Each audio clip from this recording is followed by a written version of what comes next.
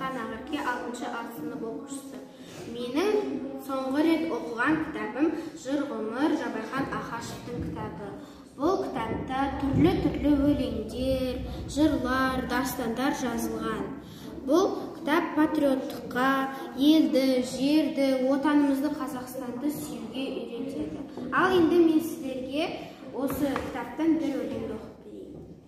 Күнім деді атасы, айым деді апасы, сәнім деді мамасы, әнім деді бабасы.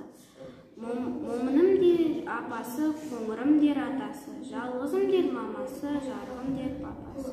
Барлығы да еліп жүр, жалғыз ұл деп тәтесі. Қазір содан көріп жүр, кереметтің көкесі. Құрметті оқушылар, сіздердің барлығыңызды кітап оқуға шақырамын. Кітап оқығандарға адам әрқашанда білімді адам.